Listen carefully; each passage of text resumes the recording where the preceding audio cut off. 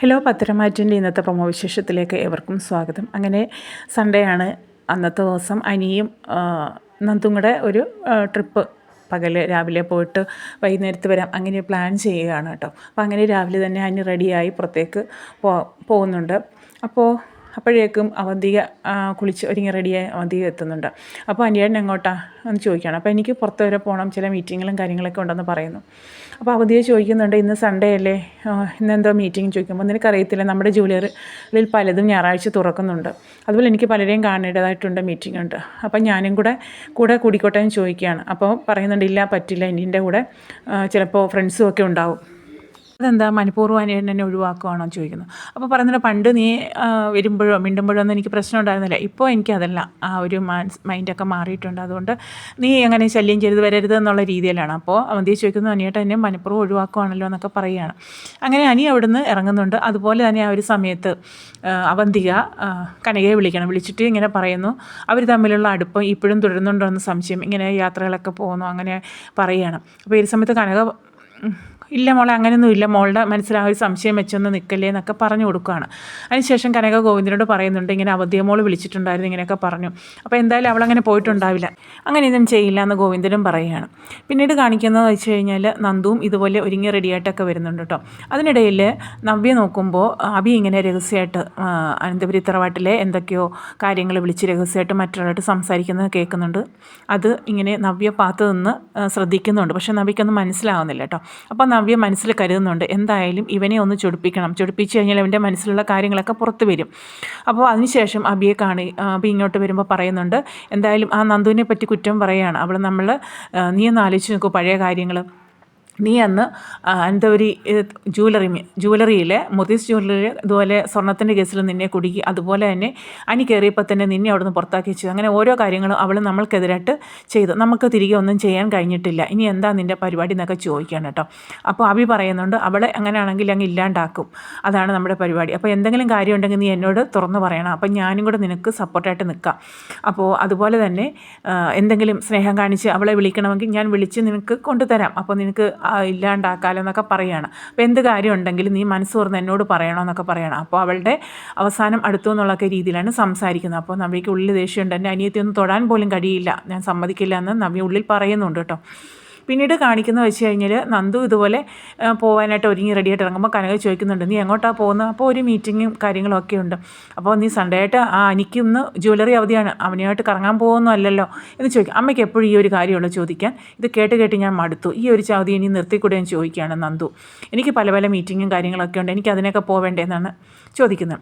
അതുപോലെ തന്നെ അനന്തപുരി തറവാട്ടിൽ അവന്തികയും അനിയോട് ചോദിക്കുന്നുണ്ട്, നീ നന്ദുവിനെ കാണാൻ വേണ്ടിയാണോ പോകുന്നത് എന്ന് ചോദിക്കുകയാണ് അനിയേട്ടൻ.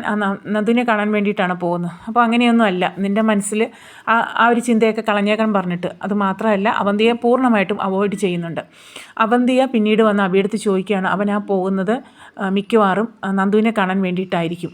അപ്പോൾ അബി പറയുന്നുണ്ട്, നീ ഒരു കാരണവശാലും പേടിക്കേണ്ട, നീയുമായിട്ടുള്ള വിവാഹം ഉറപ്പായിട്ടും നടന്നിരിക്കും, അതിന് തടസ്സം നിൽക്കുന്ന അവളാണെങ്കിൽ അവളെ തീർത്തിരിക്കും എന്നാണ് പറയുന്നത്. പിന്നീട് നവ്യയായിട്ട് സംസാരിക്കുന്നുണ്ട് അബി. അപ്പോൾ അബിയെ കാര്യങ്ങളൊക്കെ ചോദിച്ച് മനസ്സിലാക്കാൻ വേണ്ടി സ്നേഹം കാണിച്ചിട്ടാണ്, എനിക്ക് നീ അല്ലാതെ മറ്റാരും ഈ ഭൂമിയിൽ വേണ്ട, നിൻ്റെ മാത്രം സപ്പോർട്ട് മതി എന്നൊക്കെ പറയുകയാണ്.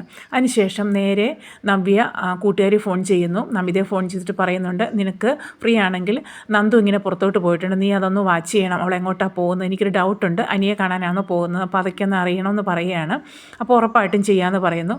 അപ്പോഴേക്കും നമിത കനകയെ വിളിച്ച് ചോദിക്കുന്നുണ്ട്, നന്ദു, അതൊരു പോലീസ് സാർ എന്നാണ് വിളിക്കുന്നുണ്ടോ? അപ്പോൾ എന്താണെന്ന് ചോദിക്കുമ്പോൾ, ഞാനൊരു പരാതി കൊടുത്തിട്ടിരുന്നു, അതിൻ്റെ വിവരം അറിയാൻ വേണ്ടിയിട്ടാണ്, അപ്പോൾ വിടില്ല, പുറത്തോട്ട് പോയെന്ന് പറയുന്നു. അങ്ങനെ നമിത പുറകെ പോവാണ് നന്ദുവിനെ. അങ്ങനെ പിന്നീട് കാണിക്കുന്നത് നന്ദുവും അനിയും തമ്മിൽ കാണുന്നു, സംസാരിക്കുന്നു, അങ്ങനെ അവരെ അടിച്ചു പൊളിക്കുന്നതായിട്ടാണ് കാണിക്കുന്നത്. അതിനുശേഷം അവർ പിരിഞ്ഞ് യാത്രയായി വരുമ്പോഴാണ് നന്ദുവിനെ കുറച്ച് പേർ ചെന്ന് അപകടത്തിൽപ്പെടുത്തുന്നത്. ഇതൊക്കെ നന്ദു ചെറുത്ത് നിൽക്കുന്നുണ്ടെങ്കിലും പിന്നീട് അവർ നന്ദുവിനെ തലക്കടിച്ച് വീഴ്ത്തുകയാണ്, ബോധം പോയി നന്ദു അവിടെ കിടക്കുന്നതായിട്ട് കാണിക്കുന്നുണ്ട്. ഇത് നമിത ദൂരെ നിന്ന് കാണുകയാണ്, നമിതയ്ക്കൊന്നും ചെയ്യാൻ കഴിയുന്നില്ല. പെട്ടെന്ന് തന്നെ നമിത ആദർശിന് മെസ്സേജ് ചെയ്യുകയാണ്, ഇങ്ങനൊരു അപകടം സംഭവിച്ചിട്ടുണ്ട്, പെട്ടെന്ന് രക്ഷപ്പെടുത്തണമെന്ന് പറഞ്ഞ്.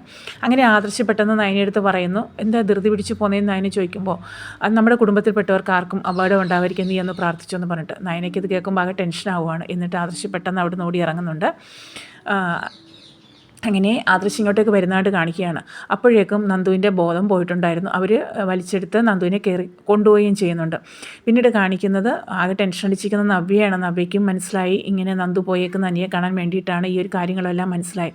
പിന്നീട് അനി ഇങ്ങനെ ഫോൺ വിളിച്ചപ്പോൾ സ്വിച്ച് ഓഫ് ആയതുകൊണ്ട് നന്ദുവിന് വോയിസ് മെസ്സേജ് അയക്കുകയാണ്, നീ ഫോൺ സ്വിച്ച് ഓൺ ആക്കിയാൽ ഉടനെ എന്നെ ഒന്ന് വിളിക്കണമെന്ന് പറഞ്ഞിട്ട്. പിന്നീട് കാണിക്കുന്നത് ബോധരഹിതയായി കിടക്കുന്ന നന്ദുവിൻ്റെ ഫോണിൽ ഇങ്ങനെ പിന്നീട് നന്ദുവിന് ബോധം വരുന്ന സമയത്ത് പറയുകയാണ്, കൊണ്ടുപോയ ആ ഒരു ഗുണ്ടകൾ പറയുന്നു അവൾക്ക് ബോധം വന്നിട്ടുണ്ടെന്ന്. അപ്പോഴേക്കും നാഗേന്ദ്രൻ്റെ ഫോൺ കൊണ്ടുവന്ന് നന്ദുവിൻ്റെ ചെയിൽ വെച്ച് കൊടുക്കണം. അപ്പം നാഗേന്ദ്രൻ സംസാരിക്കുന്നു, മോള് ഞങ്ങൾക്കിപ്പോൾ ഒരുപാട് ദ്രോഹങ്ങൾ ചെയ്തു, ഇതുപോലെ കള്ളക്കടത്ത് സ്വർണം അങ്ങനെ പിടിച്ചു, ഒരുപാട് ദ്രോഹങ്ങൾ ചെയ്തു. പക്ഷേ ഇനി അത് നിർത്തിയില്ലെങ്കിൽ നിൻ്റെ അന്ത്യമായിരിക്കും, ഇനിയിപ്പോൾ പുറം ലോകം കാണില്ല എന്നുള്ള രീതിയിലാണ് സംസാരിക്കുന്നത്. അതൊക്കെ കേൾക്കുമ്പോൾ നന്ദുവിന് ഒന്നുകൂടെ ദേഷ്യം കൂടുകയാണ്. നന്ദു ഒട്ടും വഴങ്ങി കൊടുക്കുന്നില്ല കേട്ടോ.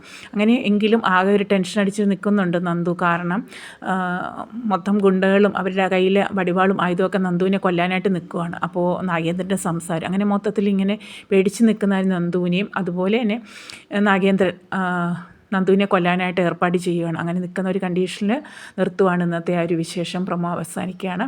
ബാക്കി വിശേഷം നമുക്ക് അടുത്ത പ്രൊമോയിൽ കാണാവുന്നതാണ്. ഉറപ്പായിട്ടും കണ്ട് സപ്പോർട്ട് ചെയ്യുക. കാണാൻ മിസ് ചെയ്യരുത്. പത്തരമാറ്റിന് നല്ല അടിപൊളി കിടിലും വിശേഷങ്ങളൊക്കെയാണ് വരാനായിട്ടുള്ളത്. അതുപോലെ ഒരു കുഞ്ഞു ചാനലാണ്, ഒന്ന് സപ്പോർട്ട് ചെയ്യുക, ഒന്ന് സബ്സ്ക്രൈബ് ചെയ്ത് സപ്പോർട്ട് ചെയ്യണേ. ഓക്കെ.